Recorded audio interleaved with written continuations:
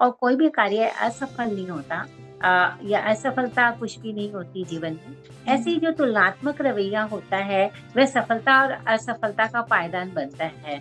जब हम किसी से दिल से जुड़ते हैं तो हम बहुत शांत चित्त से उसके साथ बातें करते हैं और उसकी भी भावनाओं को भी जब समझते हैं, अ, तब वह अंदर से एक जुड़ाव महसूस करता है। और बस वही एक जुड़ाव मुझे सभी से जोड़े रखता है और वही मुझे सच्चा आनंद भी प्रदान करता है। ऋतु गर्ग सिलीगुड़ी पश्चिम बंगाल की एक बहुमुखी व्यक्तित्व है। साहित्यकार, समाज सेवी, गृहिणी, मोटिवेशनल स्पीकर और लाइफ कोच। उनकी कविताएं और कहानियां अनेक प्रतिष्ठित पत्रिकाओं में प्रकाशित होती रहती है। भारत माता अभिनंदन संगठन की राष्ट्रीय प्रभारी के रूप में विदेश भक्ति और मानवीय संवेदनाओं का देश विदेश तक पहुंचा रही हैं।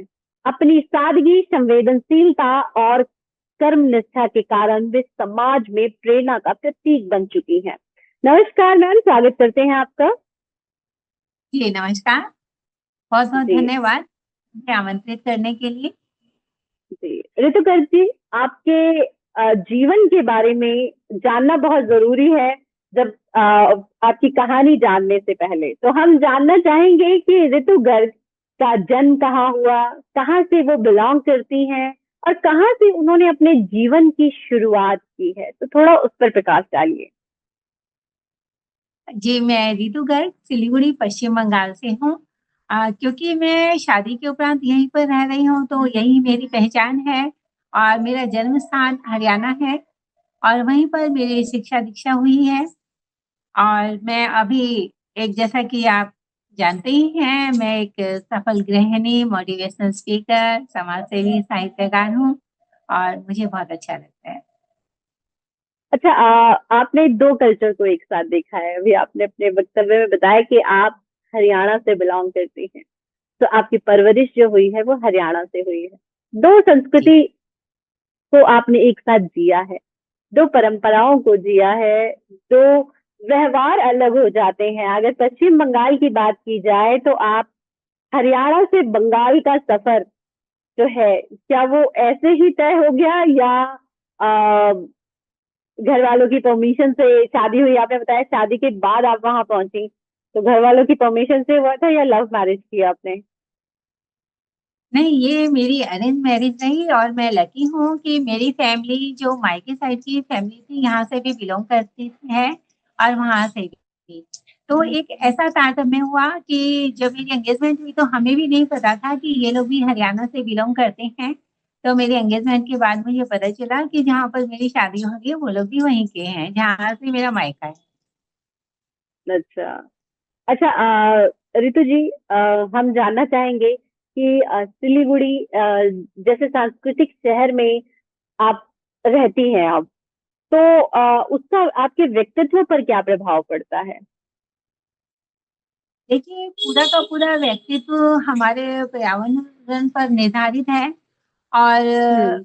हम, जैसा कि किसी भी बीज को, किसी भी अच्छे पेड़ पौधे को अच्छी उर्वरा के साथ पालन पोषण किया जाता है तो वह निश्चय ही अच्छा फलदायी होता है। वैसे ही जहाँ पर हम रहते हैं वहाँ का वातावरण भी हमारे ऊपर प्रभाव डालता ही है, क्योंकि यहाँ की जो पश्चिम बंगाल सिलीगुड़ी की जो शैली है, रहन सहन का तौर तरीका है, वहाँ हरियाणा से हम्म। बहुत भिन्न है। यहाँ पर मुझे बहुत ही स्वतंत्रता भरा माहौल मिला और यहाँ पर अ, जैसे कि हरियाणा में है, महिलाओं के लिए थोड़ी बाउंडेशन है, वो लोग घरों से कम निकलते हैं और वहाँ का बातचीत का रवैया भी थोड़ा अलग है महिलाओं के प्रति। लेकिन यहाँ पर एक समानता मैंने देखी, महिला और पुरुषों में मैंने समानता देखी और मुझे यह सौभाग्य भी मिला, मुझे हर जगह, हर अवसर पर मुझे सभी का सहयोग मिला। तो मेरे लिए यह प्रकृति का वरदान साबित हुई कि जो अंदर छिपी हुई भावनाएं थी वह एक अच्छे पौधे के रूप में पल्लवित हुई, फिर वृक्ष भी बना और अच्छे फल फूल के रूप में शोभायमान हो रही है। बहुत खूब।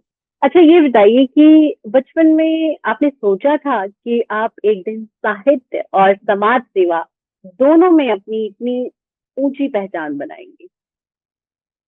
एक्चुअल में क्या होता है कि बचपन में तो हमारे छोटे-छोटे ख्वाहिशें और छोटे-छोटे सपने रहते हैं और हमें पता नहीं रहता हम ज़िंदगी की एक लंबी पारी तक चलने वाले हैं और जीवन कितना बड़ा होता है। और बचपन तो एक हम्म। खेल-कूदने, पढ़ाई, शिक्षा दिशा में ही चला जाता है।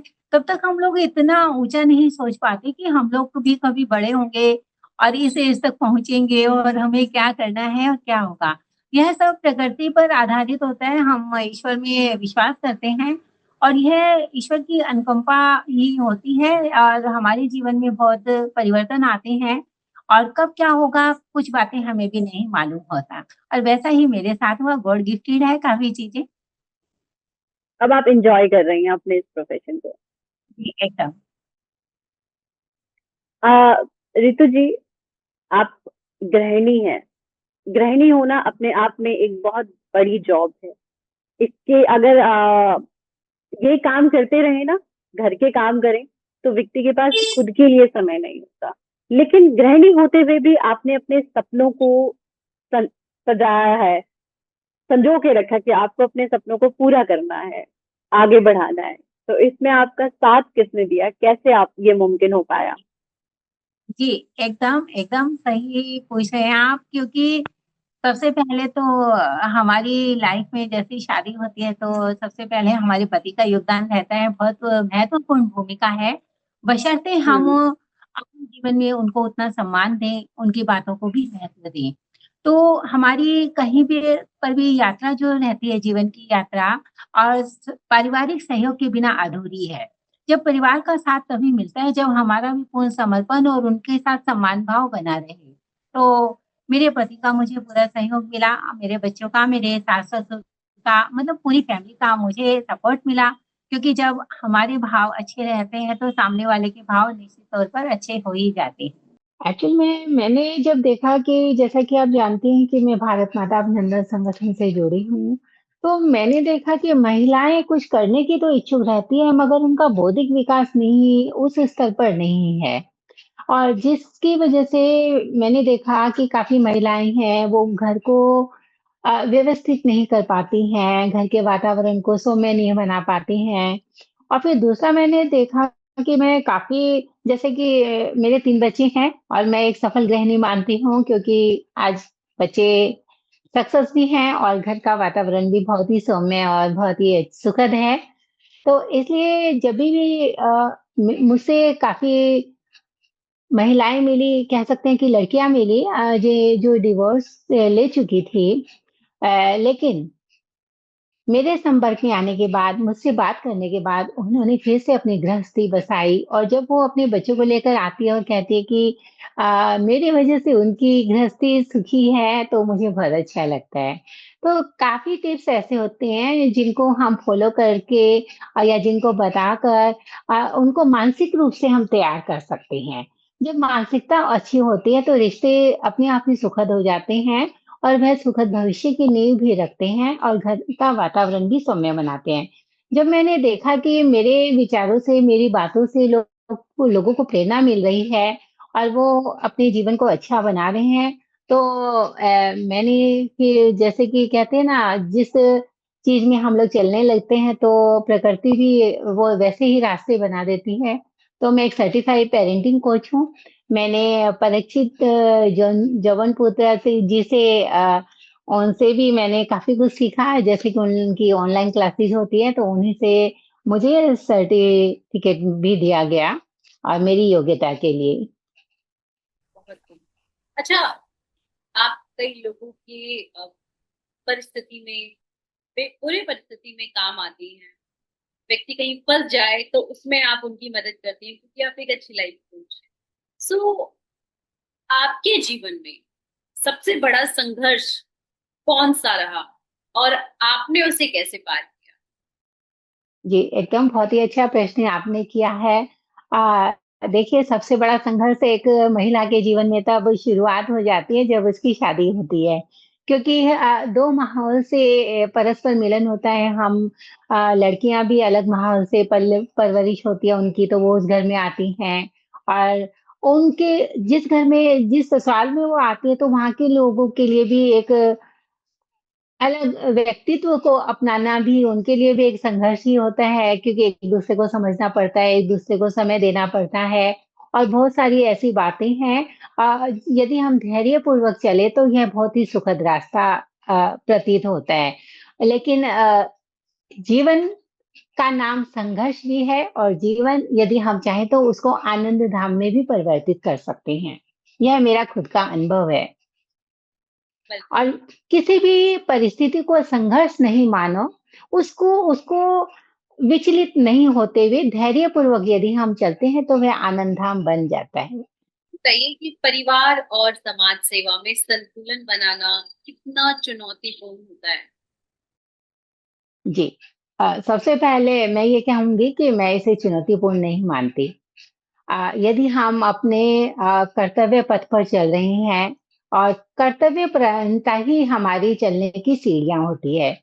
यदि हम कर्तव्य पथ पर चल रहे हैं, हम पारिवारिक दायित्व को निभाते हैं, तो सहर्षी परिवार भी हमारा सहयोग करता है। उन्हें भी अच्छा लगता है कि एक आप सुचारू रूप से व्यवस्थित तरीके से चल रहे हैं, तो समाज को भी एक दिशा देंगे, समाज के लिए भी अच्छा कार्य करेंगे और निश्चित तौर से परिवार यह चाहता भी है कि आज बहुमुखी होना, प्रतिभा होना बहुत ज़रूरी है और कोई भी परिवार चाहता है कि उनके घर जो नया मेंबर आया है, वह भी अपनी योग्यता और बलबूते पर समाज में अपना पहचान बनाए, अपनी योग्यता सबके सामने रखे और परिवार में उनका सम्मान बढ़े। तो मुझे सभी का सहयोग मिला और सभी ने मेरे कार्य की बहुत ही सराहना की बल्कि इसी से अनेक प्रेरणा मुझे भी मिलती रहती है जैसे कि एक जीवन तो एक सीखने की यात्रा है और हमने भी देखा कि पुरानी परंपराएं विलुप्त होती जा रही है तो मैंने स्थानीय तौर पे लक्ष्मी शक्ति संगठन का भी निर्माण किया तो वहाँ पर महिलाओं को एकजुट किया सभी ने इसकी सराहना की और हम सभी मिलकर सामाजिक कार्य भी करते रहते हैं और परस्पर जो मेल-जोल का वातावरण विलुप्त सा हो गया था, उसे फिर से स्थापित करने में हमारी भूमिका अच्छी है, मैं ऐसा मानती हूँ। के माध्यम से ये कार्य कर रही हैं। जी, अच्छा ये बताइए कि बीइंग अ लेडी वुमेन, आप भी औरत हैं, मैं भी एक औरत हूँ और हमें पता है कि जी, भारत जो है वो पुरुष प्रधान देश है। तो वहां पर जी। आपने महिला होने की भूमिका को लेकर कोई विरोध या कठिनाई झेली? किसी किसी ने विरोध किया कि अरे तुम तो महिला हो, क्या अपना घर संभालो, घर देखो, क्या पड़ी है तुम्हें, बाहर क्या चल रहा है क्या नहीं चल रहा है वो देख ली? जी, आपने सही कहा, ये हमारा भारत देश जो है पुरुष प्रधान देश है और इसको मान्यता भी महिलाएँ ही देती है। अच्छा। ऐसा नहीं है, महिलाओं में बल्कि ज़्यादा योग्यताएँ हैं, लेकिन जब हम कहते हैं कि पुरुष प्रधान है, तो पुरुषों में एक वर्चस्व सा आ जाता है कि नहीं, हम गलत हैं या सही, हमारी आज्ञा का पालन होना चाहिए। मगर ऐसा नहीं है, महिलाओं को थोड़ा अलर्ट रहना चाहिए, अलर्ट होकर चलने की आवश्यकता है हर कदम पर। विरोध ज़रूरी नहीं है, सामंजस्य ज़रूरी है परस्पर भावनाओं का आदर ज़रूरी है और एक-दूसरे को जब हम समझते हैं और एक-दूसरे को जब हम समझाते हैं, तो एक-दूसरे का सहयोग निश्चित तौर से मिलता है। पुरुष प्रधान समाज है, ठीक है, काफ़ी जगह देखिए महिलाएँ नहीं जा सकती, ऐसी जगह है, जहाँ पर पुरुषों का ही वर्चस्व रहे तो अच्छा है, मैं ऐसा भी मानती हूँ। ये कंधे से कंधा मिलाकर चलना एक अलग बात है लेकिन हर जगह अपनी मर्यादाएँ होती हैं। महिलाओं को अपनी मर्यादा ये तय करनी चाहिए और उसी के अनुरूप यदि हम कार्य करते हैं तो पुरुष प्रधान समाज उसे स्वीकार करता है और हमें सम्मान की दृष्टि से देखता है। आप कहती हैं कि कहीं ना कहीं महिलाएं ही पुरुष को पुरुष प्रधान बनाती हैं। जी, ज़रूर। क्यों क्योंकि महिलाएँ है ना कि डरती है, अपनी भावनाओं को दबाती है, अपनी भावना को सहज तरीके से कहना नहीं जानती है। हमने पहले भी कहा कि बौद्धिक विकास बहुत ज़रूरी है। महिलाओं को शुरुआत से ही चौका-चूल्हा और घर गृहस्थी के काम तक ही सीमित रखा गया, इसलिए उनका बौद्धिक विकास नहीं हो पाया और इसलिए आज भी वही महिलाएँ कहीं न कहीं डरी-दबी, सहमी नज़र आती हैं और इसीलिए हमें लगता है कि समाज पुरुष प्रधान समाज है। जबकि महिलाओं का बौद्धिक विकास होना आवश्यक है। बिल्कुल।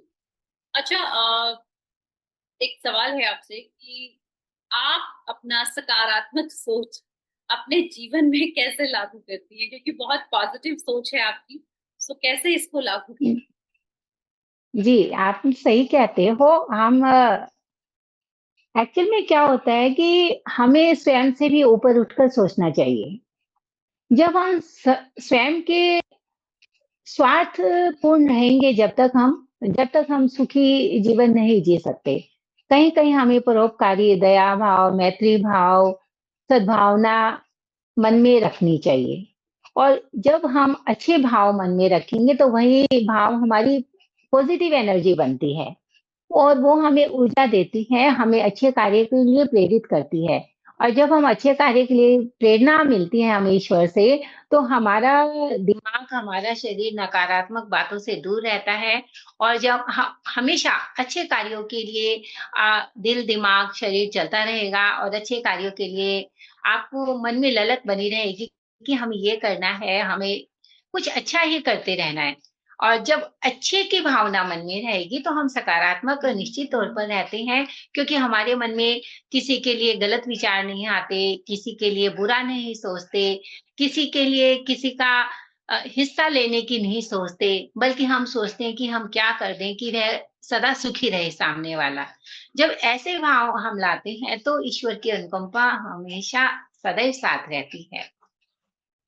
अच्छा, ये बताइए कि आप अपनी दिनचर्या कैसे कैसे रहती हैं, जिसमें आप लेखन और समाज सेवा दोनों को समय देती हैं?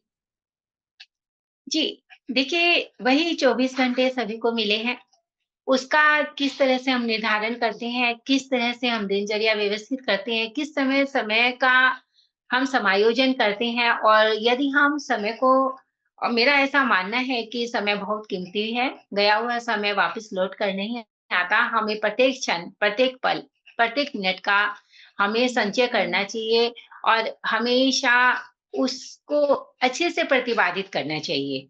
क्योंकि गया हुआ समय नहीं आता, यदि हम समय पर कोई काम निश्चित तौर पे पूरा नहीं करते, तो हम बाद में पछताते हैं और वही हमें आत्मग्लानि तक ले जाती है और हमें अ, हीन भावना से ग्रस्त करती है। और यदि वही समय हम नियोजित करते हैं, सुनिश्चित करते हैं, अपने दिनचर्या में ऐसा समय समय का समायोजन करें, मोबाइल से थोड़ा ज़्यादा दूर रहें, निश्चित समय पर ही उससे अटैच्ड रहें और जब हम क्योंकि मोबाइल में काफ़ी जनों को मैंने देखा है कि रील घंटों-घंटों रील चला रहे हैं, कुछ समझ नहीं आ रहा है, कुछ उसमें कार्य नहीं हो रहा है, एक जगह बैठे लेटे हुए हैं। तो ये मेरा ये मानना है कि ये सब चीज़ें जीवन को बर्बाद करती है और जीवन को मोबाइल एक अच्छा भी ज़रिया है। आज मैं यहाँ घर बैठे हज़ारों लाखों लोगों से जुड़ी हुई हूँ, ये एक मोबाइल का बहुत अच्छा साधन है और साधन के रूप में हम यदि किसी भी चीज़ को अपनाते हैं तो बहुत अच्छी से हम जीवन में उसका सदुपयोग के सहारे अच्छे जीवन को बना सकते हैं। और वहीं पर हम अव्यवस्थित रहते हैं, दिनचर्या देरी से उठेंगे, देरी से सोएँगे, तो यह हमने ही निर्धारित किया है। हमने अपने जीवन का निर्धारण हम स्वयं करते हैं। यदि हम समय का सदुपयोग करते हैं तो जीवन सार्थक बनता है। बिल्कुल सही कहा। अच्छा, ये बताइए कि अब हम आपके प्रकाशन की बात करना चाहेंगे कि कौन-कौन सी जी। किताबें प्रकाशित हुई है, कौन सी कहानी कब चली। तो आपकी पहली प्रकाशित कविता या कहानी कौन-सी थी? और उसपे कैसी आपको प्रतिक्रिया मिली? जी, मेरी पहली कविता मैंने लोकल न्यूज़पेपर कोरोना काल में मेरी प्रकाशित हुई और कोरोना काल मेरे लिए गोल्डन पीरियड बनकर आया और मैंने इस समय का भरपूर सदुपयोग किया और मेरी पहली रचना थी प्रकृति मौन थी। 2 लाइनें प्रकृति मौन थी जब तांडव धरा पर हो रहा था, अब वो ना हुआ मानव पृथ्वी पर कोलाहल मचा रहा था। और दूसरी मेरी रचना थी कोरोना का डर। तो मेरी रचनाओं पर अच्छी प्रतिक्रिया मिली, बल्कि कोरोना का डर जब प्रकाशित हुई तो उससे ही प्रेरित होकर लोगों ने बहुत सारी रचनाएँ और रच डाली। तो मुझे ये लगा कि हाँ, कोरोना का डर है खास, आज मानव है उदास, भगवान भी पट बांध कर बैठा है, आज कोई नहीं आता मेरे पास। तो ये ऐसी स्थितियाँ हमारे सामने बनी और लेकिन वही स्थितियाँ हमें अंतर से मिलने का साधन बनी। जब हम अंतर की यात्रा करते हैं, तो यह हमारे अंदर जैसे कि धरती माँ में अनेकों खनिज और पता नहीं अनेकों भरपूर संपदा छिपी हुई है, ऐसे ही मानव जीवन में, मानव के अंतस में अनेक संपदाएँ छिपी हुई है। यदि हम उसकी तलाश करते हैं, तो हमारा जीवन बहुत ही स्वर्णिम होता है। बहुत सही कहा आपने। अच्छा ये बताइए कि आपकी रचनाओं में सबसे प्रमुख विषय कौन से होते हैं? प्रेम, समाज या देशभक्ति? ऐसे तो मेरी रचनाओं में सभी को प्रमुखता दी जाती है क्योंकि मैं सभी विधाओं में लिखती हूँ और मैं लघु कथाएँ भी लिखती हूँ, कहानियाँ वगैरह लिखती हूँ और मेरे जो रचनाएँ रहती हैं, जैसे कि एक कवि होता है, एक साहित्यकार होता है, तो वह यह नहीं सोचता है कि मुझे अमुक विषय पर लिखनी है या अमुक, उसके अंदर जो समाज में जो हो रहा है, उसका अंदर से अनेक प्रतिक्रियाएँ अपने आप उपजने लग जाती है। और उसी प्रतिक्रियाओं के ऊपर उसकी लेखनी चलती है और कब क्या लिखा जाएगा कई बार क्या कभी भी उसे खुद को नहीं पता रहता है कि हमारी लेखनी से माँ सरस्वती की कृपा से क्या लिखने को हम आतुर हैं या क्या लिखा जाएगा। और ऐसे ही मेरी लेखनी से मुझे गर्व है, बहुत ही गर्व है। मेरी लेखनी से ऐसी-ऐसी रचनाएँ समाज के सामने आई है और जो प्रेरणात्मक तो है ही और सभी को सभी से जोड़ने का भी काम करती है। यहाँ मैं उपलब्धियाँ बता रही हूँ। मेरी सनातन शक्ति एक धार्मिक पुस्तक मेरी प्रथम पुस्तक के रूप में आई। जब मैंने देखा कि मैं उससे पहले अयोध्या जाकर आई थी क्योंकि जन रामायण में मेरा मैंने भी उसमें लिखा था तो वो golden book world of record में उसका भी नाम आया है। तो उसके विमोचन की प्रक्रिया अयोध्या में हुई थी और अभी राम मंदिर का कार्य चल रहा था वहाँ पर। तो अब जब मैंने आकर देखा राम मंदिर का फिर आने के कुछ समय बाद ये घोषणा हुई कि जनवरी में भगवान राम मंदिर का ये स्थापना का किया जाएगा, समारोह किया जाएगा। तब मैंने सोचा कि सभी कुछ न कुछ कर रहे हैं, बड़ा उत्साह है और अंदर अब मुझे बचपन से ही भगवान राम के नाम की शिक्षा और दीक्षा मिली, मैं ये कह सकती हूँ। क्योंकि हमारी माँ ने हमें बचपन से ही राम नाम से प्रेम करना सिखाया, राम राम कहना सिखाया और वही सच्ची में जीवन को एक आदर्श बना रही है। भगवान राम का नाम मेरे जीवन को आदर्श बना रहा है। और जब मैंने देखा कि सभी कुछ न कुछ कर रहे हैं तो मैं क्या कर सकती हूँ? और ईश्वर की प्रेरणा से जब मैं अयोध्या से आई तो मेरी कलम से हर रोज़ कुछ 1-2 भजन अ, प्रतिदिन लिखे जाने लग गए, पहले भगवान राम के लिए। तो अब तो मैंने देखा कि मेरे मन में बड़ा उत्साह हुआ, भगवान राम आ रहे हैं अयोध्या में जिसका वर्षों से इंतज़ार था। और तो मैंने भी देखा कि काफ़ी रचनाएँ हो गई हैं कि एक किताब संकलन हो सकता है। तो बहुत ही कम समय में भगवान राम मंदिर के निर्माण पर मेरी मैं आपको दिखाना चाहती हूँ। भगवान राम मंदिर के निर्माण पर मैंने बोला कि सभी सब कुछ दे रहे हैं, कोई बड़ा लड्डू बना रहे हैं, कोई कुछ सिंहासन बना रहा है, कोई पादुका बना रहा है, तो मैं क्या कर सकती हूँ? तो मैंने देश और समाज के लिए सनातन शक्ति जो हमेशा के लिए रहने वाली है और इसमें वह रचनाएँ भगवान श्री राम पर है जो आपको कहीं पर भी पढ़ने को नहीं मिलेगी। तो मुझे खुशी है यह एक अमर साहित्य हो जाता है जब हम किसी अच्छी चीज़ों को लेकर उसको लेखन करते हैं और उसके माध्यम बनते हैं। आज की क्योंकि कहते हैं ना समय के साथ-साथ हर चीज़ों की कीमत दोगुनी हो जाती है। तो ऐसी ही ये पुस्तकें होती हैं जो हमारे विचारों को अच्छा बनाती है और एक अच्छा माध्यम बनती है जीवन को प्रेरणा देने के लिए। और एक और मैं बताना चाहूँगी कि पिछले ही दिनों गीता जयंती पर मेरे द्वारा भगवान श्री कृष्ण ने मुझे युद्ध मंजूर नहीं गीता ज्ञान भी लिखवाया। आपने लिखा है? हाँ जी, और जबकि मुझे नहीं पता था उस दिन गीता जयंती है। अच्छा। और हज़ारों प्रतियाँ मैंने यहाँ बाँट चुकी हूँ और यह एक प्रेरणा स्वरूप कलम से उद्धृत हुआ है। शायद भगवान श्री कृष्ण चाहते हैं इससे संक्षिप्त गीता कहीं नहीं हो सकती और ये हर एक व्यक्ति को पढ़नी चाहिए। ये इतनी संक्षिप्त गीता कि आप 5 मिनट में पढ़ सकते हैं और संपूर्ण सार है और इसके काफ़ी बड़े-बड़े लेखक कवियों ने इसको बहुत सराहा भी है और काफ़ी विद्वानों ने इसकी सराहना की है। और यहाँ पर एक जब ये लिखा गया गीता ज्ञान मुझे युद्ध मंजूर नहीं, तो यहाँ पर हजारों साधु संतों के द्वारा एक बहुत बड़ा यज्ञ होने था गीता पाठ। लाखों कंठों से गीता पाठ। तब मैंने एक दिन पहले मैंने वहाँ पर जाकर देखा कि बहुत बड़ा आयोजन है, तो मैंने उन्हें बताया कि ये भी आप सुनिए, बहुत अच्छा लिखा है। उन सबको बहुत अच्छा लगा। तो मैंने बोला कि प्रकाशित करके इसको बाँट सकते हैं? बोले ये तो ज़रूर बाँटना चाहिए। तो बहुत ही कम अंतराल में सिर्फ 2 दिन के अंतराल में लिखा गया, प्रकाशित हुआ और सिर्फ बाँटा ही नहीं गया, स्टेज पर हजारों जो साधु संत थे, उनके मध्य मुझे जाने का अवसर मिला। इसका विमोचन उन्हीं के हाथों ही हुआ। बहुत ये सराहनीय काम भी किया है आपने। और इसका जैसे कि जी, आपने टाइटल ही बताया कि युद्ध मुझे मंजूर नहीं, वो युद्ध नहीं चाहते। जी, तो ये पढ़ने वाली जी, और जानने वाली बात है कि क्यों नहीं चाहते थे। ये एक संक्षिप्त स्टोरी हो सकती है, लेकिन हमारे प्रोग्राम में जैसे कि मैंने आपको बताया था आपके हाँ जीवन जी, के बारे में हाँ जानने। जी, सो जी, आगे जी। बढ़ते हैं और आपसे जानना चाहेंगे कि साहित्य आपके लिए सिर्फ अभिव्यक्ति है या जीवन का साधन भी? ये ऐसे कह सकते हैं कि साहित्य एक अभिव्यक्ति है। ये मेरी पुस्तक आई है जुलाई में, प्रथम वर्ष में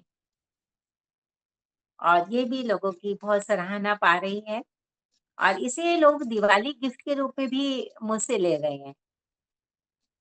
मतलब दिवाली गिफ्ट देने के लिए दीपावली पर लोग किताबें देना पसंद कर रहे हैं और मुझसे आग्रह कर रहे हैं कि हमें दीजिए, हमें किसी को देनी है गिफ्ट में।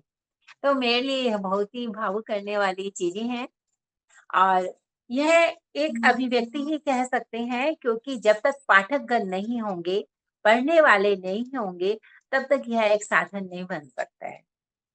बिल्कुल।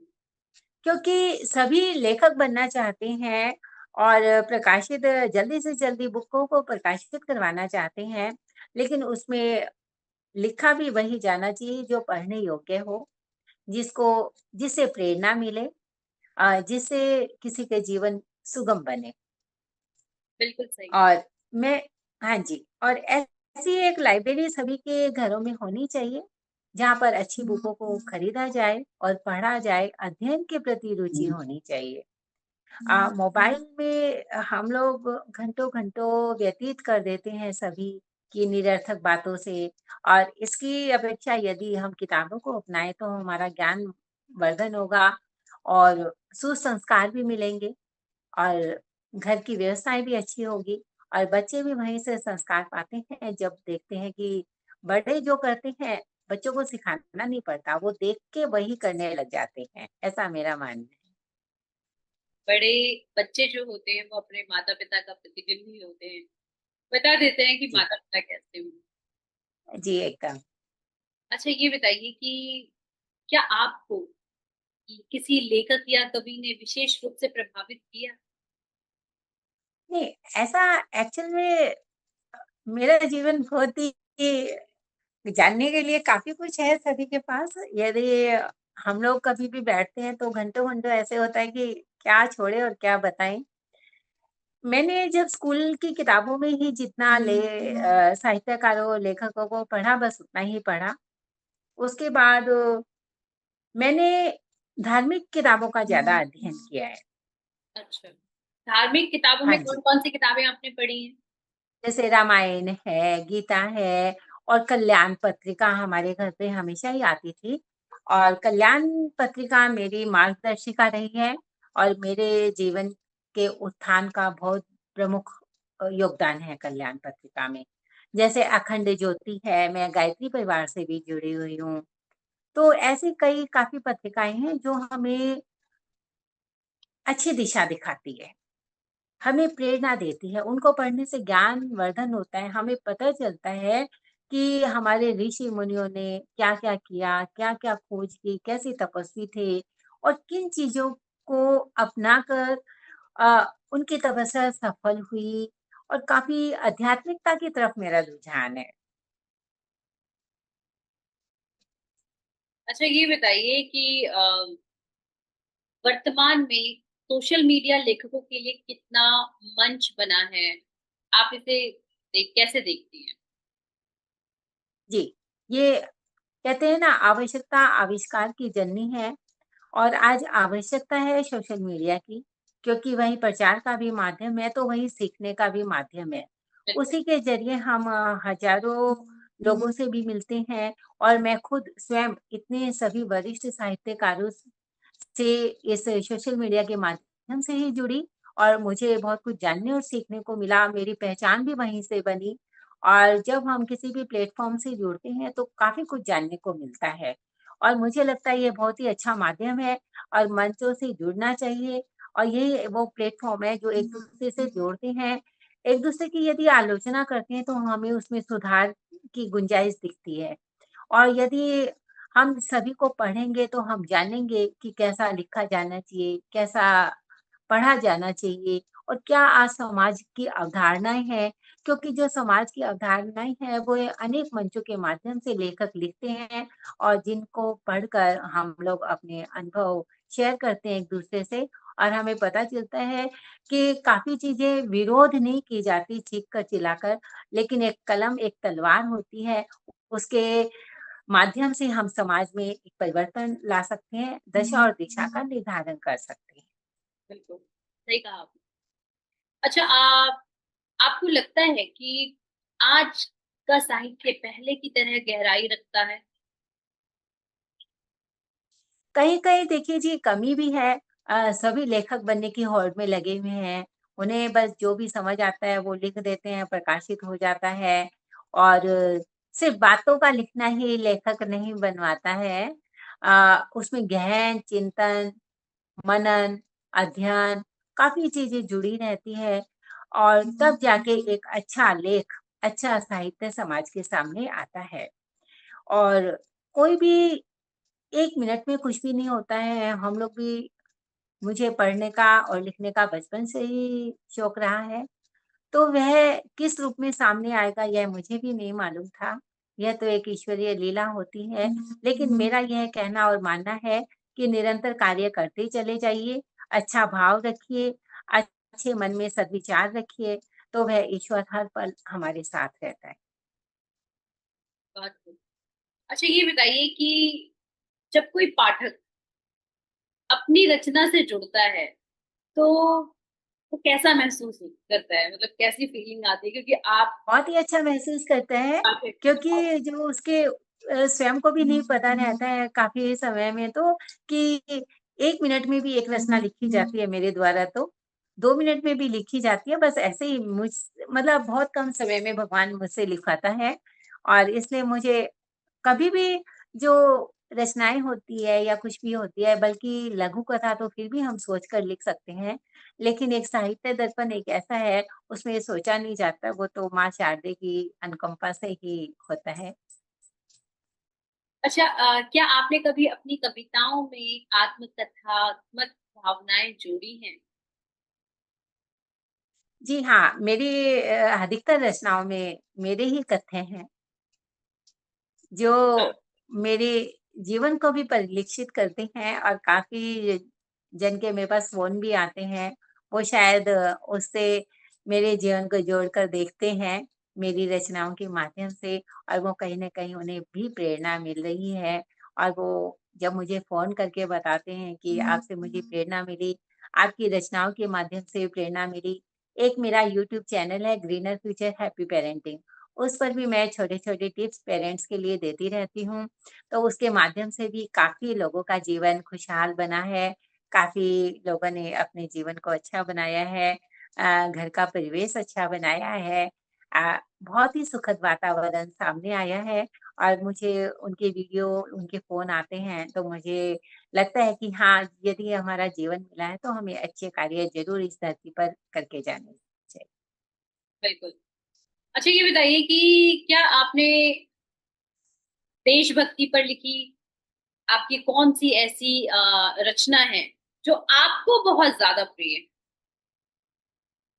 ऐसे तो मैं देश प्रेमी हूँ और मुझे देशभक्ति की जब देश की बात आती है, तो मुझ में एक अलग जोश और जुनून रहता है और राष्ट्र प्रथम की भावना हमेशा रहती है और मैं यह कहना भी चाहती हूँ कि सभी में यह भाव होना चाहिए, समर्पण के साथ होना चाहिए।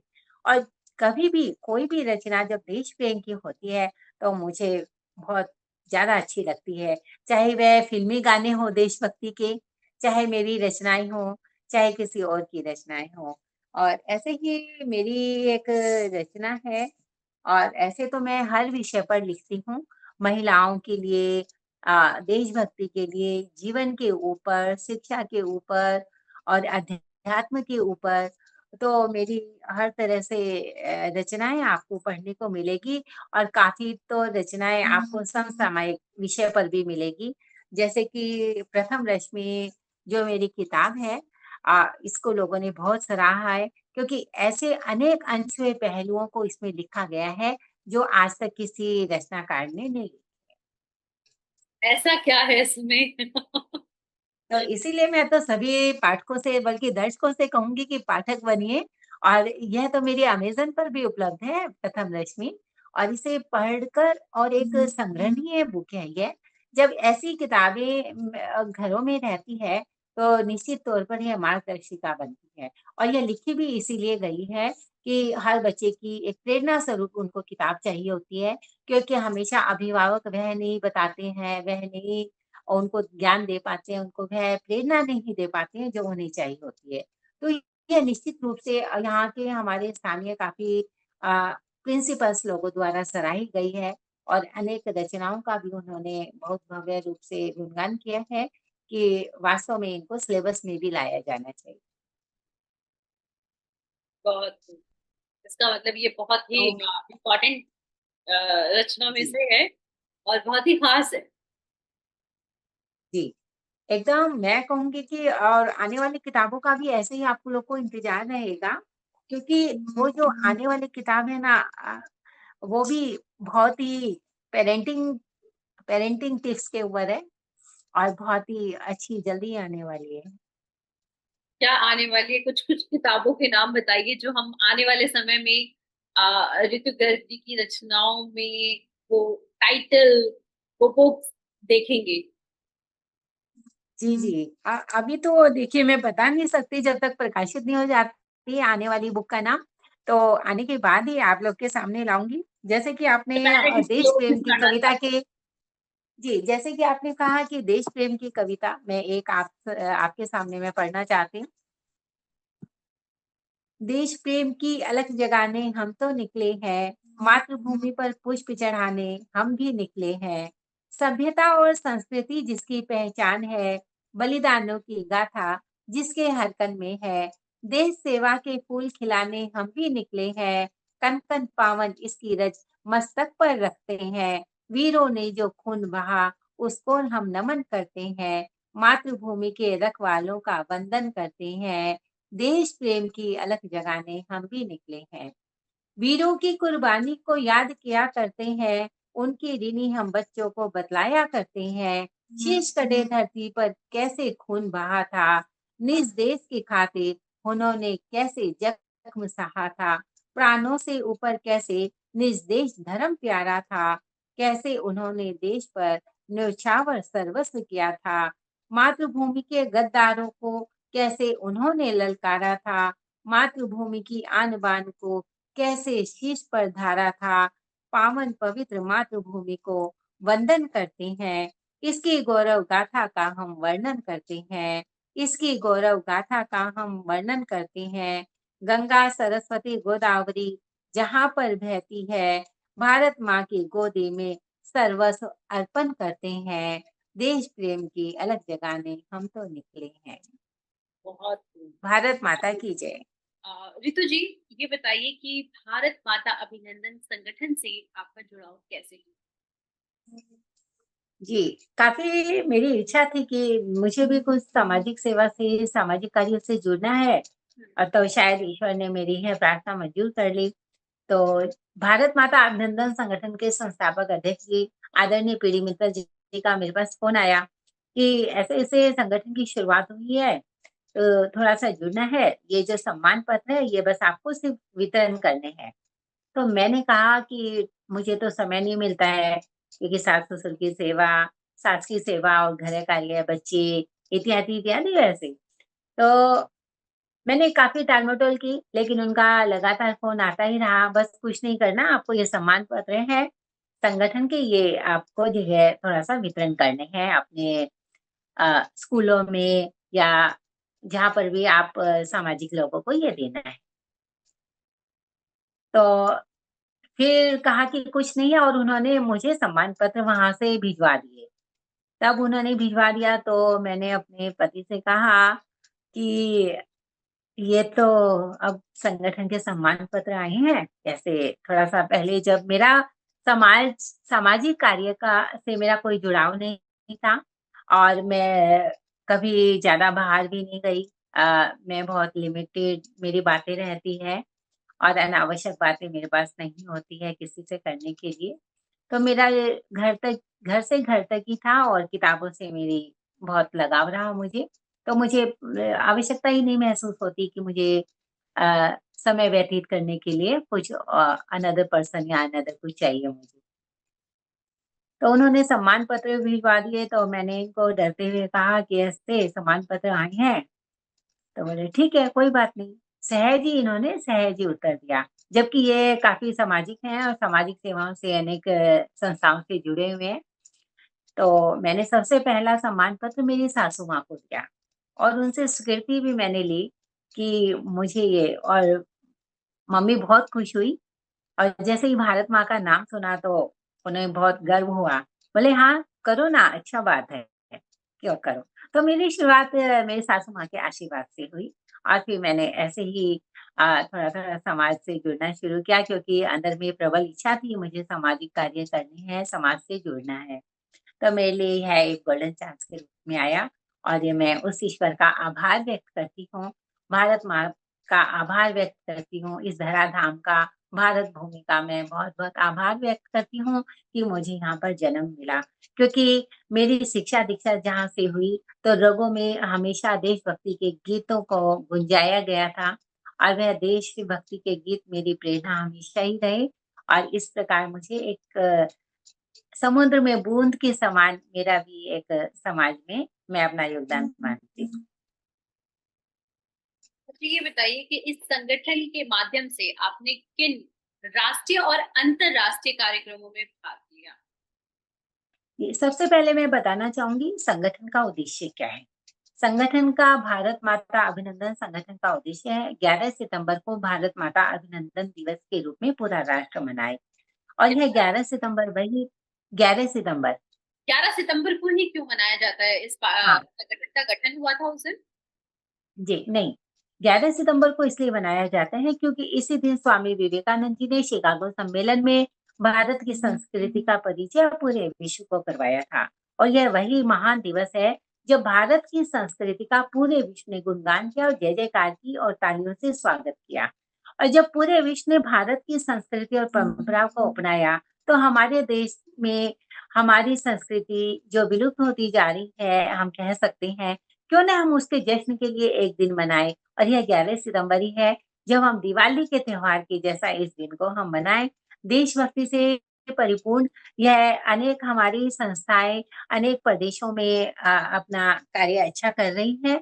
हमारा भारत माता अभिनंदन संगठन और वहाँ के जो पदाधिकारी हैं, संपूर्ण देश में देश प्रेम की भावना का परचम लहरा रहे हैं।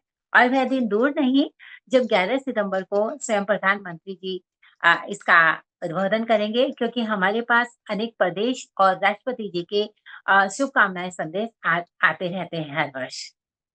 अच्छा, इस लेवल हाँ तक जी। कर रहे हैं आप लोग कि आप लोगों को प्रधानमंत्री और बड़े राष्ट्रपति नेता और राज्यपाल जी का भी हमारे पास लेटर आया है, शिक्षा मंत्री जी का भी लेटर आया है इस वर्ष,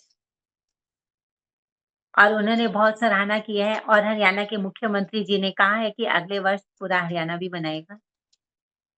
अच्छा ऋतु गर्ग जी, ये बताइए कि देशभक्ति की भावना आज के युवा वर्ग में कैसे जगाया जा सकता है? इसका एक सरल और अच्छा माध्यम संगठन के माध्यम से ही हमने चुना है, जो 11 सितंबर है। उस दिवस को बहुत ही सरल तरीके से अब की बार हमने कहा है, वैसे तो शुरुआत से ही कहा गया है, मातृशक्ति का सम्मान करने के रूप में इस दिवस को मनाया जा रहा है। 11 सितंबर के दिवस को प्रत्येक बच्चा, चाहे हम बड़े भी हो गए हैं तो भी हमारे माँ-बाप घर में हैं, तो प्रत्येक बच्चा 11 सितंबर को अपनी माँ को एक उचित अच्छे से आसन पर बैठाए, और उनको कोई भी तिरंगा पटका या कोई सम्मान चिन्ह पहनाए, और उनको रोली चावल से तिलक करे और उनको चरण स्पर्श करे। इस प्रकार हमारी संस्कृति का सम्मान होगा, और बच्चों में अपने बड़ों के प्रति आदर भाव पनपेगा, और जब वही आदर भाव जब पनपेगा और माँ-बाप का, माता-पिता का आशीर्वाद जब बच्चों को मिलता है, तो वे नित्य ऊँचाइयों की तरफ जाते हैं। ऐसा भाव जब हर बच्चे के मन में आ जाएगा कि माता-पिता का आशीर्वाद से हमारे जीवन में सफलता मिलती है, तो निश्चित तौर पे हमारी संस्कृति से सभी जुड़े रहेंगे। और ऐसा संगठन का भरसक प्रयास है कि यह बहुत ही अच्छा दिवस है, जो स्वामी विवेकानंद जी तो पहले ही बीज को रोपण करके चले गए, अब उसको तो वृक्ष बना के फल-फूलों से सुशोभायमान होना है। और यह हमारा संगठन का प्रयास नित्य निरंतर चल रहा है।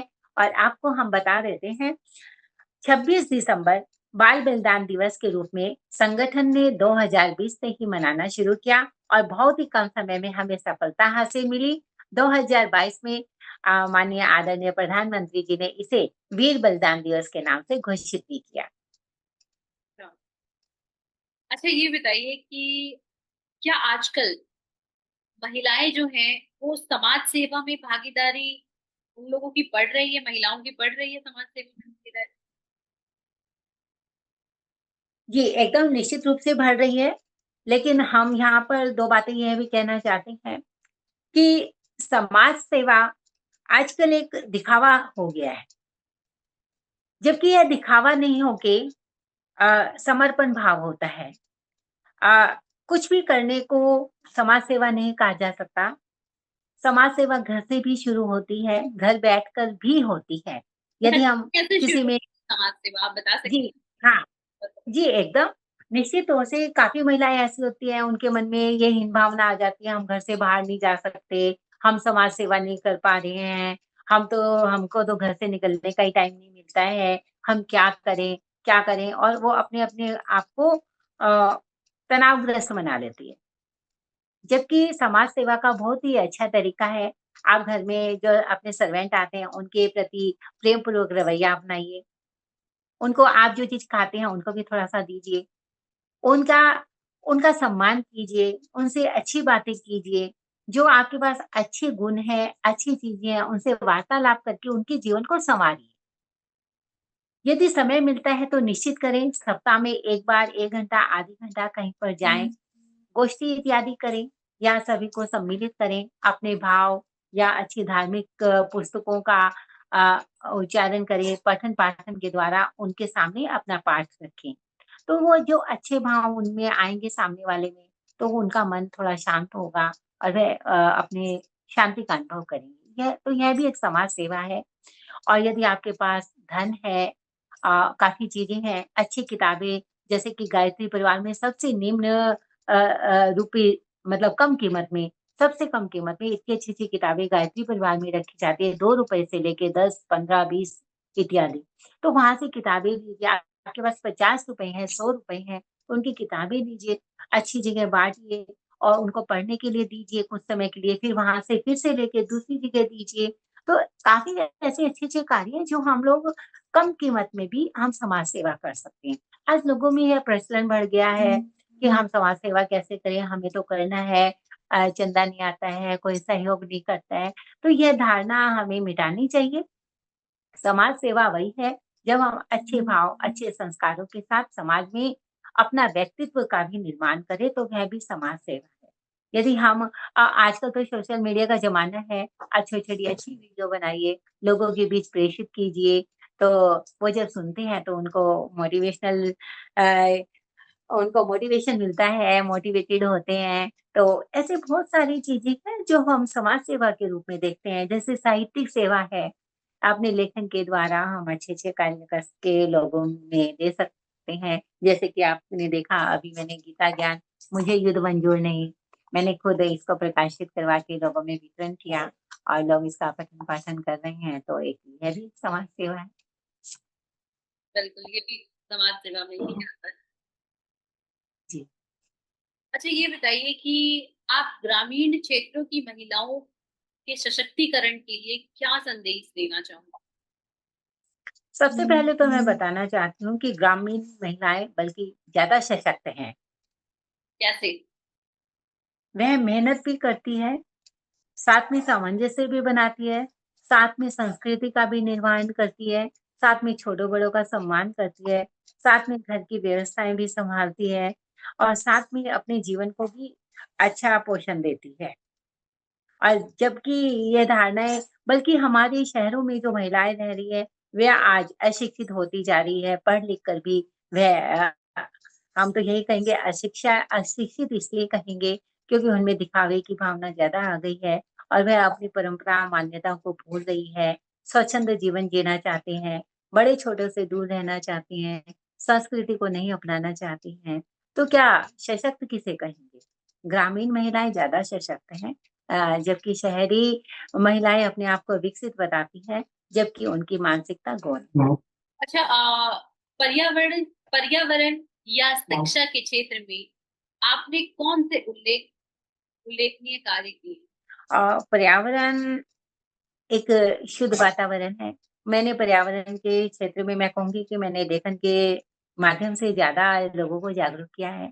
ऐसी अनेक अच्छी-अच्छी रचनाएँ लिखी हैं, पानी, जल के ऊपर है, पर्यावरण के ऊपर है, स्वच्छ रहे परिवेश हमारा और ऐसी काफ़ी रचनाएँ हैं, जिससे लोग जागरूक हुए हैं, उसको अपना रहे हैं और स्कूलों में भी हमने उनको प्रिंट करवा के टँगाया है ताकि उनको पढ़कर बच्चों को प्रेरणा मिले और काफ़ी स्कूलों में हम वृक्षारोपण भी करके आते हैं, ताकि बच्चे जब उनकी देखभाल करेंगे, उनको सिंचित करेंगे और जब वही पेड़ फल-फूल देंगे, तो उन्हें बहुत अच्छा लगेगा और कहीं न कहीं हमें भी याद करेंगे।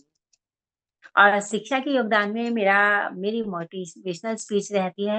मैं काफ़ी स्कूलों में जाती हूँ एज़ ए स्पीच के लिए मुझे आमंत्रित किया जाता है मुख्य अतिथि के रूप में और काफ़ी सम्मान दिया जाता है, तो उनके माध्यम से भी हम बच्चों को जागरूक करते हैं, पेरेंट्स को जागरूक करते हैं। समाज में आप किन मूल्यों को सबसे महत्वपूर्ण मानती हैं? समाज को अपने जीवन में अनुशासन लाना चाहिए, आत्म संयम को अपनाना चाहिए। सबसे ज़्यादा बोली का महत्व है। अपनी बोली पर अंकुश रखना चाहिए। क्या बोला जा रहा है उसको सोच विचार कर बोला जाना चाहिए क्योंकि भाषा और बोली ही है जो संबंधों को बिगाड़ती भी है और बनाती भी है। और मेरा पूरा का पूरा मानना है जब बोली और भाषा संयमित होगी तो कहीं पर भी कष्ट, कलेश, चिंताएँ या दुःख नहीं होगा। तो समाज को इस तरफ अपना ध्यान देना चाहिए कि हम क्या बोल रहे हैं, क्या सोच रहे हैं, क्या लिख रहे हैं, क्या कर रहे हैं। तो इस पर हमें जागरूकता लानी चाहिए और जब हमारा समाज इस तरफ ध्यान देना लगेगा, इस तरफ सोचने लगेगा, तो वास्तव में एक सभ्य समाज की मैं कल्पना करती हूँ और मैं एक सुखद भविष्य के साथ इस तरफ मेरे जीवन को देखती हूँ कि मैं ऐसे समाज को देखना चाहती हूँ, जहाँ पर सभी अपने जीवन में कार्य करते हुए, कभी भी कर्म को नहीं छोड़ना है, कर्तव्य परायणता ही हमें एक-दूसरे से जोड़ती है। सभी कार्य करते हुए ही समाज का निर्माण, अच्छी दिशा का निर्माण करें और अपनी सोच को अच्छा बनाएँ। अच्छा ये बताइए कि देशभक्ति आपके लिए सिर्फ भावना है या जीवन की दिशा? दशा और दिशा दोनों का निर्धारण करती है। सद्भावना यदि होगी तो हमारी दिशा और दशा दोनों चेंज होगी और हमारा जीवन जीना सार्थक हो जाएगा क्योंकि यह ईश्वर निर्मित उपहार है यह जीवन और इसको जितना संभाल कर रखा जाए, जितना अच्छे भावों से सजाया जाए, और उतना ही सांसों का सदुपयोग होगा, और वह परमपिता परमात्मा भी सदैव आशीर्वाद देंगे कि मैंने जो इसको अमूल्य जीवन दिया, इसका इसने सत्कार किया, भावों को संचय किया, भावों का, और नव-निर्माण में जीवन का सार्थकता दी। और समाज में जब हम आते हैं तो एक उद्देश्य के साथ आते हैं, और उस उद्देश्य को पूरा करके जाना ही हर व्यक्ति का लक्ष्य होना चाहिए, और उसके लिए हमें जन्म मिला है, और हमें अपना जन्म सार्थक करना ही हमारा ध्येय होना चाहिए। बिल्कुल। अच्छा, ये बताइए कि क्या आप मानती हैं कि साहित्य भी समाज सेवा का एक सशक्त माध्यम है? जी, एकदम, जैसे? एकदम है। साहित्य समाज सेवा का सशक्त माध्यम है, और साहित्य लेखनी में तलवार की धार जैसी भी एक तेज रहता है। और यदि हम अच्छा लेखन लिखते हैं और प्रेरणात्मक लिखते हैं, तो वास्तव में एक अच्छा निर्माण कर पा रहे हैं समाज का। क्योंकि जब पाठकगण, विद्यार्थीगण जो भी जानना चाहते हैं, समझना चाहते हैं, तो वे निश्चय ही ऐसे लेखों को पढ़ते हैं, क्योंकि मैं लेख इत्यादि भी लिखती हूँ, काफ़ी सराहना मिलती है।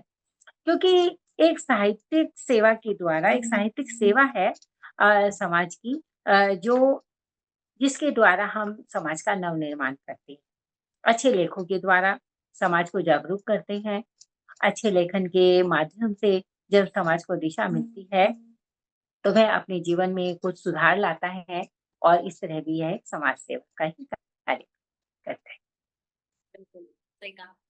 अच्छा, ये बताइए कि युवाओं के लिए आपका सबसे महत्वपूर्ण जीवन संदेश क्या होगा?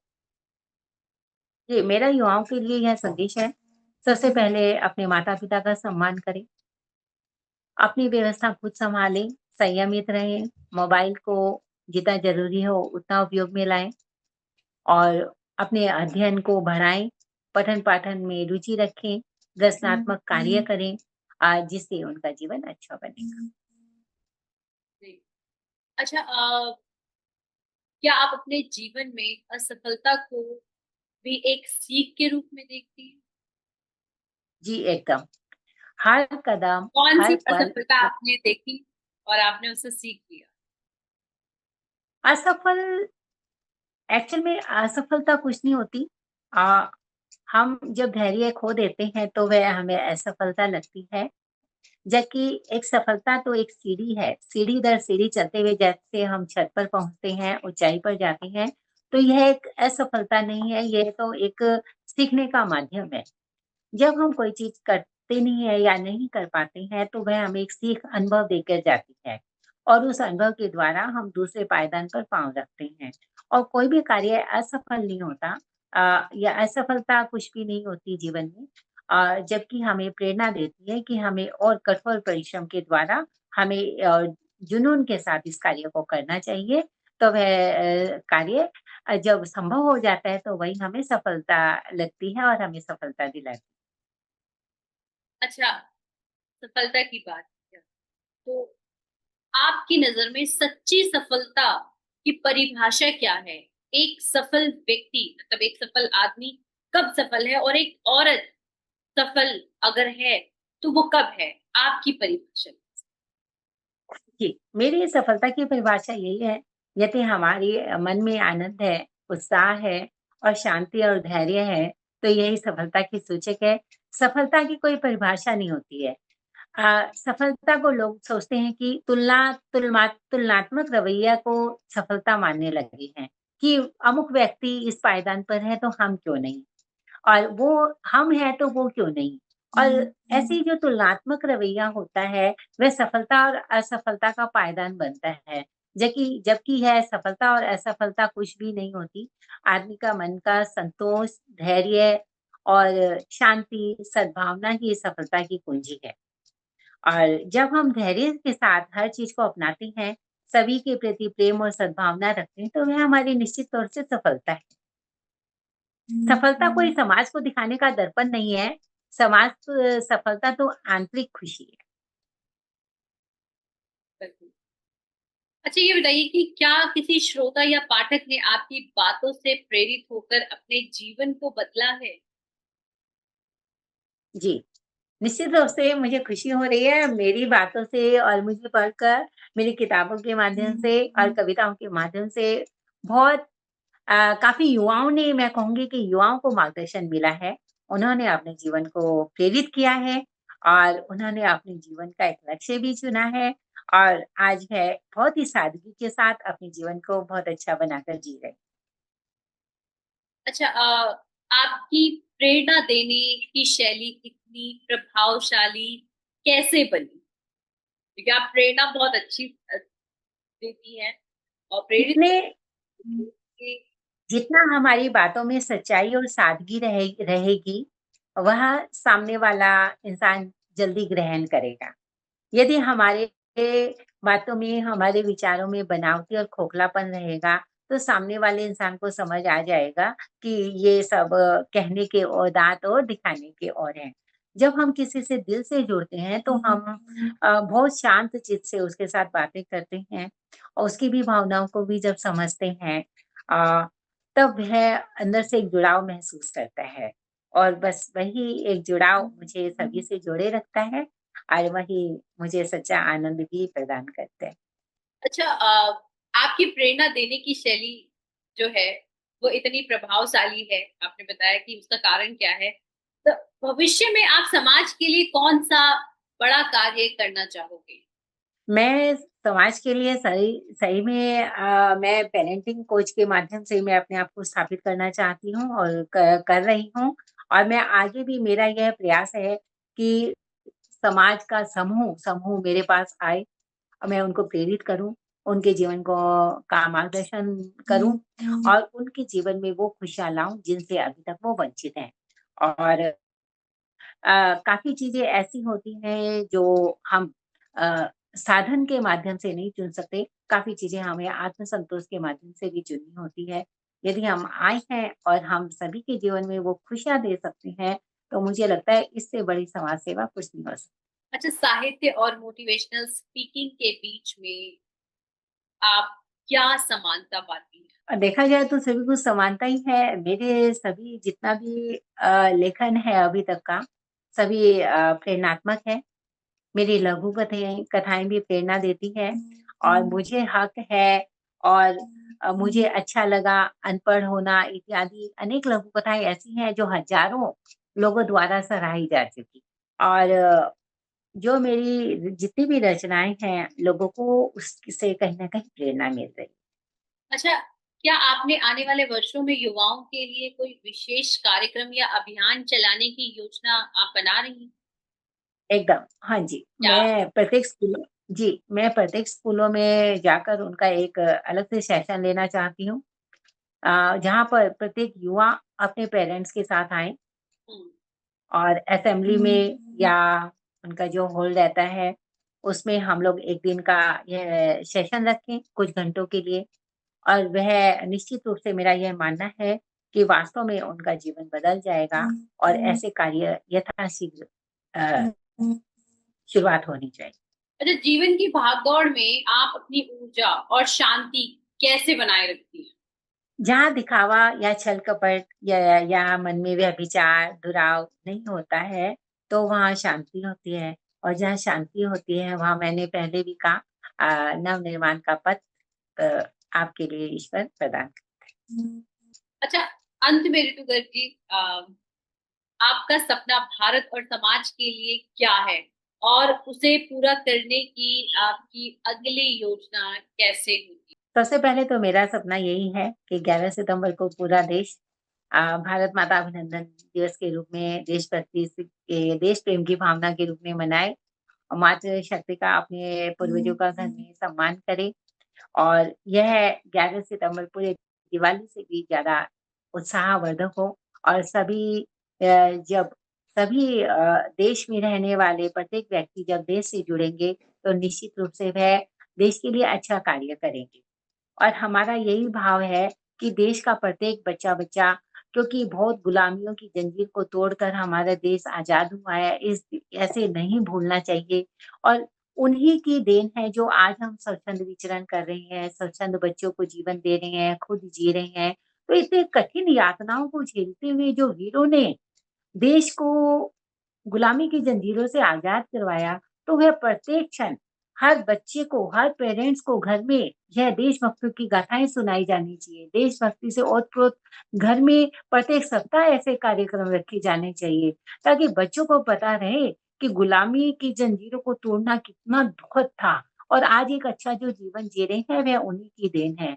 तो उन वीरों की कुर्बानियों को, उन शहीदों को हम कभी भी ना भूलें और जब उनको याद रखेंगे, उन दिनों को याद करेंगे, जब हमारे देश का सर्वांगीण विकास होगा और हर बच्चा देश के लिए कुछ अच्छा करने की सोचेगा, क्योंकि वही भविष्य का निर्माता है, वही हमारी आने वाली पीढ़ी के लिए ऐसा मार्गदर्शन बहुत ज़्यादा नितांत आवश्यक है, ज़रूरी है, क्योंकि यह आवश्यकता भी है समाज की।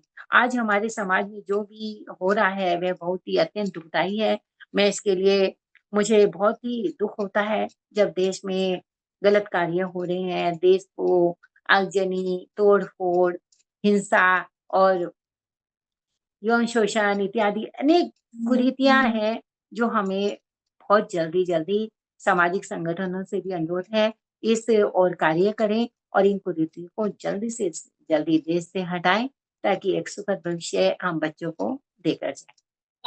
रितु जी, हमने जब कार्यक्रम शुरू किया था तो उसमें आपने बताया था कि एक किसी की आपने हेल्प की जिनके डाइवोर्स होने वाले थे और उनको रोक दिया गया। तो ये एक ऐसा सवाल है जो आज के समय में बहुत जरूरी है और उससे जानना चाहते हैं, क्योंकि इस इंटरव्यू में ये एक सवाल जो मेरी तरफ से रह गया है और मुझे लगता है कि ये बहुत जरूरी सवाल है आजकल के जो पारिवारिक संबंध हैं, जो आजकल डाइवोर्स ज्यादा हो रहे हैं उसके लिए, कि आपके अकॉर्डिंग डाइवोर्स होने के कारण क्या होते हैं इस समय, क्योंकि यहाँ हम महिला सशक्तिकरण की बात कर रहे हैं, यहाँ हम ये कह रहे हैं कि महिलाओं को बाहर निकलना चाहिए, समाज सेवा करना चाहिए। अगर महिलाएं समाज सेवा करेंगी तो क्या वो घर परिवार चला पाएंगी? और क्या यही कारण है कि जो महिलाएं बहुत ज्यादा प्रोएक्टिव हो गई हैं, आप जॉब करने लगी हैं, काम करने लगी हैं, उसकी वजह से उनका घर बर्बाद हो रहा है? देखिए, मैं मानती हूँ कि पहले घर की सेवा हम्म। और घर में जब सभी सुखी रहते हैं, सभी कुछ अच्छा चल रहा है, तभी हमें समाज की तरफ कदम बढ़ाना चाहिए। और यह कोई दिखावे की चीज़ नहीं है, मैं बार-बार कहती हूँ समाज सेवा कोई दिखावे की चीज़ नहीं है, ये तो एक परोपकार का भाव है। यदि हम अपनी शरीर की सामर्थ्य अनुसार, धन की सामर्थ्य अनुसार कर सकते हैं तो करें, नहीं तो कोई भी दबाव नहीं है किसी के ऊपर। क्योंकि घर की व्यवस्थाएँ पहले सुचारू रूप से चलाएँ, घर का वातावरण सुखद रखें और जब घर का सुखद वातावरण होता है तो वो भी एक समाज सेवा है, क्योंकि घर में ही पूरा समाज है। इस पर भी में एक रचना मैंने लिखी थी, पूरा समाज हमें संयुक्त परिवार में ही मिल जाता है, जहाँ पर हमें रिश्तों को निभाने की शिक्षा मिलती है। जी, मेरा सवाल आपसे ये है कि आजकल जो महिलाएं हाँ, उस पर आ रहे हैं पढ़ती हैं उस पर आ रहे हैं।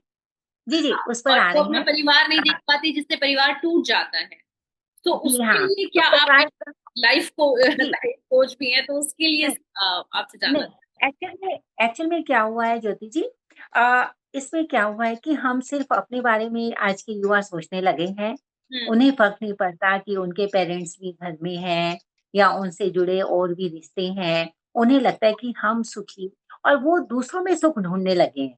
सबसे ज़्यादा कारण ही यही है डिवोर्स का कि वो दूसरों जब शादी हो के जाती है तो वो सोचते हैं कि हमारा जीवन साथी हमारे लिए ये करे, हमारा जीवन साथी वो करे। जबकि ये नहीं सकते कि हम किस काबिल हैं, हम कितना सकरे हैं करने और वह तुलना करने लग जाती हैं, उनसे अपेक्षाएँ बढ़ जाती हैं और अपना योगदान कम देना चाहते हैं, दूसरे का योगदान ज़्यादा लेना चाहते हैं।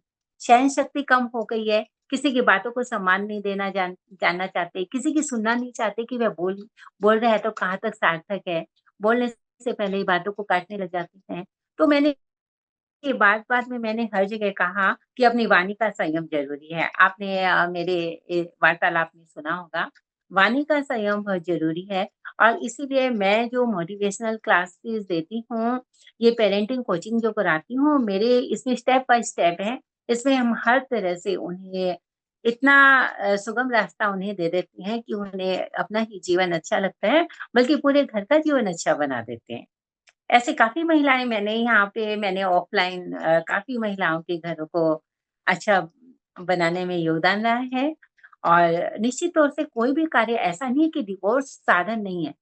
सबसे पहले है वाणी संयम, यदि जिस घर में वाणी संयम रहेगा, वहाँ पे बहुत ही अच्छा वातावरण रहेगा, ऐसा मैं मानती हूँ। दूसरा क्या रहता है, दूसरों के जीवन में दखल-अंदाज़ी ज़्यादा करते हैं, ये क्यों खाया, ये क्यों पहना, यहाँ क्यों गए, वहाँ क्यों गए, ये नहीं मतलब अपने जीवन में जो नहीं कर पाए, वो दूसरे के जीवन में रोक-टोक करने लग जाते हैं। और आज का परिवर्तन संसार का नियम है। अ अ, बुजुर्गों को भी आने वाली पीढ़ी के साथ तारतम्य बिठाने के लिए परिवर्तन को अपनाना चाहिए। आज का वैज्ञानिक युग है, पहले का शारीरिक श्रम का ज़्यादा युग था, आजकल मशीनी युग है, आजकल कार्य संभव हो गए, आजकल ऑनलाइन सुविधाएँ हो गई और काफ़ी बुजुर्गों को ये समझ नहीं आता है, उन्हें फिज़ूल खर्ची लगती है। ठीक है कहीं-कहीं आवश्यकता भी है, तो कहीं-कहीं संयम भी ज़रूरी है। और हर चीज़ को मेरा मानना है कि काफ़ी हद तक रोका जा सकता है। आपस में हमारा संवाद कम हो गए हैं। आजकल संवाद कम होने से दूरियाँ बढ़ गई है, मन की बातें नहीं कह पाते हैं। जहाँ पर परस्पर पहले बैठा करते संयुक्त परिवार होते, शाम को चाय के समय या रात के खाने के समय या सुबह एक साथ, तब मन की बातें होती, हँसी खिलखिलाहट होती। आजकल क्या है कि परिवार एक साथ बैठता नहीं है, बैठता भी है तो दोषारोपण, चिंता, फ़िक्र अनावश्यक उलझुल बातें उसके पास ये है, हमारे पास ये नहीं है, तुलना ज़्यादा बढ़ गई। तुलना होने से क्या हुआ कि ये सब कारण बनते हैं डिवोर्स के, क्योंकि हम अपने में सुख नहीं देखते, दूसरों से तुलना करके सुख खोजते हैं। अब दूसरे से सुख की चाहना करते हो तो यही कारण मुझे लगता है। दूसरा मैंने बताया कि ज़्यादा रोक-टोक भी इसका एक प्रमुख कारण है। बिल्कुल। क्योंकि बच्चा तो वो करेगा ही। आप उसको सहमति नहीं देंगे तो वह छुप कर करेगा, करेगा। ये निश्चित है कि वो मन की तो एक बार करेगा। आप सहर्ष स्वीकृति दे देंगे तो आपको मन की सारी बातें बताएगा। तो घर में ही हम समाज की निर्माण करते हैं और घर में ही हम एक बहुत अच्छा वातावरण तैयार करते हैं, यदि हम सामने वाले की बातों का भी महत्व देते हैं। जी। हमें आवश्यकता है कि माता-पिता बच्चों को भी बातों को महत्व दें और बच्चे भी माता-पिता की बातों को महत्व बहुत को बहुत अच्छे से समझाया आपने कि किस तरीके से अपने परिवार को जोड़ा जा सकता है, कैसे काम और परिवार दोनों को बैलेंस करके चलाया जा सकता है। लेकिन ज़रूरत दोनों तरफ, सिर्फ जी, औरत ही उस चीज़ को लेकर चले ये ज़रूरी नहीं। साथ पुरुष का होना बहुत ज़रूरी है, क्योंकि अकेले औरत जी। ज़्यादा आगे नहीं बढ़ पाती, जब तक उसे अपने पुरुष का साथ हाँ जी। पति का साथ नहीं मिलता या शादी से पहले अपने जी, पिता का साथ नहीं मिलता, तो वो जी, महिलाएँ आगे नहीं बढ़ ज़रूरी ये है कि पुरुष महिलाओं का साथ दे, तभी महिलाएँ सशक्त होंगी, तभी देश सशक्त होगा और देश सशक्त होगा तो ज़ाहिर-सी बात है कि देश निर्माण में महिलाओं का योगदान बढ़ेगा और महिलाएँ भी बढ़ चढ़ कर आएँगी और देश निर्माण में अपना योगदान देंगी। क्योंकि एक देश का सही निर्माण तभी होता है जब एक महिला परिवार का निर्माण सही से करे, जब एक परिवार को सही से करे। सो रितु गर्ग जी, आपने अपनी कविताओं से लेकर अपने लाइफ कोच, अपनी जर्नी सबके बारे में बहुत ही विस्तार पूर्वक और बहुत ही अच्छे से समझाया, ताकि लोगों को समझ में आए कि क्या जो हाउसवाइफ होती हैं, क्या जो गृहिणी होती हैं, वो सिर्फ गृहिणी नहीं होती, वो बहुत कुछ रच रही होती है। जैसे आप रच रही हैं, अपनी किताबें रच रही हैं। चाहे तो सब कुछ पॉसिबल है, अपने परिवार को सँभालना पॉसिबल है और अपने सपनों को पूरा करना। तो हमारी यही आपसे हमारी दुआ रहेगी आपके लिए कि आप आगे बढ़ती रहें, ऐसे ही रचनाएँ करती रहें, ऐसे ही देश में जो रिश्ते टूट रहे हैं उनको बचाती रहें, एक अच्छे लाइफ कोच की तरह। और आपका बहुत-बहुत शुक्रिया, आपने हमारे चैनल को और हमें इतना समय दिया और अपने बारे में बताया और आप यहाँ तक हमारे बहुत बहुत धन्यवाद ज्योति ये जी, हमारी मुझे अवसर को देने ज्वाइन के लिए। किया। सो जी उसके बहुत बहुत दिल धन्यवाद। से आभार।